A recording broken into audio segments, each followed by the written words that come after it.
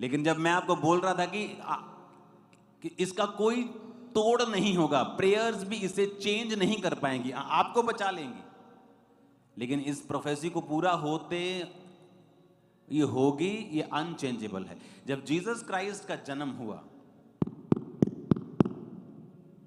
ये गूंज कम कर, कौन है अंदर? थोड़ा सियाना बंदा भेजो अंदर थोड़ा।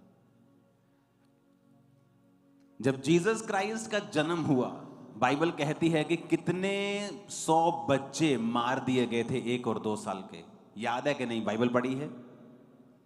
ऐसा क्या हो गया कि जीसस क्राइस्ट के जन्म के ऊपर इतने बच्चों की मौत हो गई?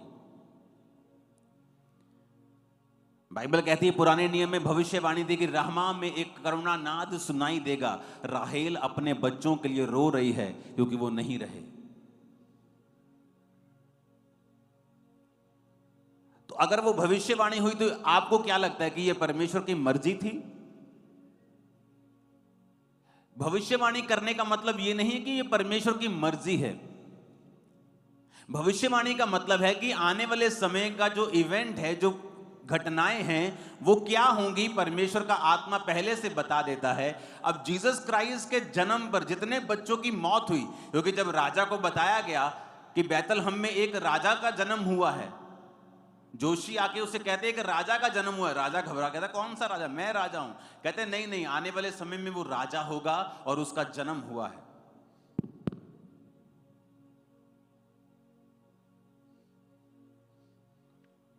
हालेलुया। गूंज कम करो इसकी। अपने पड़ोसी को बोलो ध्यान से सुन। फिर से बोलो ऊंची आवाज में।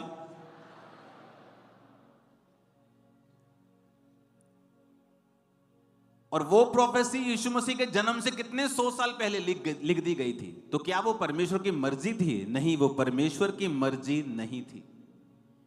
वो परमेश्वर आने वाली घटना को बता रहा था कि जब जीसस क्राइस्ट का जन्म होगा, उस समय बहुत से यंग बच्चों को राजा मरवा देगा। क्योंकि जब उनको बताया गया कि राजा का जन्म हुआ है, तो राजा ने पता करवा के कि किस इलाके में हुआ है, सारे 1 और 2 साल के छोटे बच्चे मरवा दिए थे।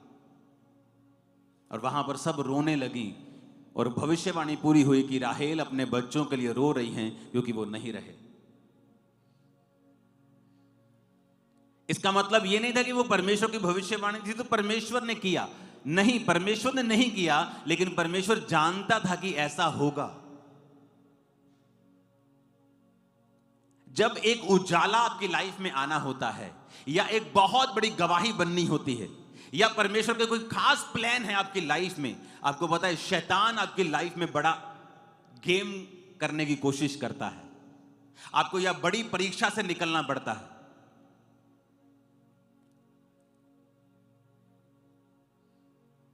एक प्रॉफिट, असली प्रॉफिट, नाम के आगे प्रॉफिट लगाने से कोई प्रॉफिट नहीं बन, मैं आपको बता रहा हूं। और उसकी कॉलिंग थी कि वो जब पियानो बजाता था तो परमेश्वर का आत्मा उससे बात करता था। और अगर आप इंटरनेट के ऊपर देखें, जब ट्रंप राजनीति में भी नहीं था, उसने प्रोफेसी की थी कि यह 2 बार प्रेसिडेंट बनेगा। यूट्यूब चेक कर लो, आप बैक डेट पे कोई वीडियो नहीं डाल सकते हो। और जब वो व्यक्ति परमेश्वर की बुलाहट में आने वाला था और परमेश्वर उसे एज ए प्रॉफिट चुनने वाला था, अपने बच्चों के साथ खेलते खेलते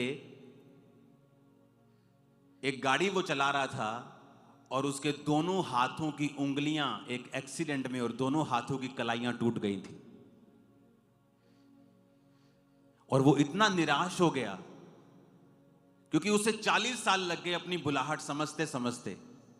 और जब वो 40 साल का होकर अपने काम को भी शुरू करने वाला था, एक नया इंसिडेंट उसकी लाइफ में होता है और उसकी उंगलियां टूट जाती हैं, रिस्ट टूट जाती है और दोनों हाथों के ऑपरेशंस होते हैं। एक ऑपरेशन होता है, फिर अगले दिन दूसरा ऑपरेशन होता है। उसके हाथों में प्लेट्स डाली जाती हैं, उंगलियों में पिन्स लगा लगा कर उसके हाथ को सीधा किया जाता है। और डॉक्टर उसको पता क्या बोलता है कि मेरे भाई, अब पूरी लाइफ में आप पियानो कभी उस तरह नहीं बजा पाओगे, आप बस ठीक हो जाओ, यही बहुत बड़ी बात है।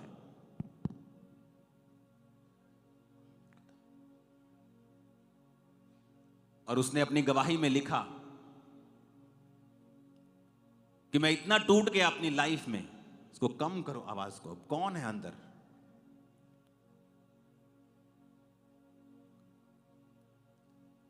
कहता मैं इतना टूट गया अपनी लाइफ में कि मेरे सामने सिर्फ अंधेरा नजर आ रहा था।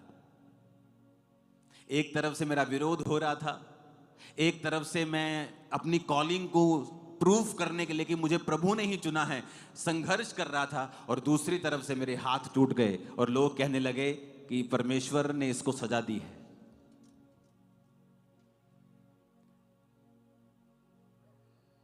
उसने प्रार्थना करनी शुरू की, उसने परमेश्वर में समय बिताया, आंसू बहाए, और 3 महीने के बाद 4 महीने के बाद हाथ थोड़े थोड़े खुले। और कहता जब मैं पियानो मैंने बजाना स्टार्ट किया, ये दुनिया का सबसे भयंकर दर्द था जो मुझे होता था, पर अपनी बुलाहट को मैंने छोड़ा नहीं। कहता डॉक्टर की बात सही साबित हुई, मैं उस तरह पियानो नहीं बजा पाया, बल्कि उससे भी अच्छा अब मैं बजाने लगा था।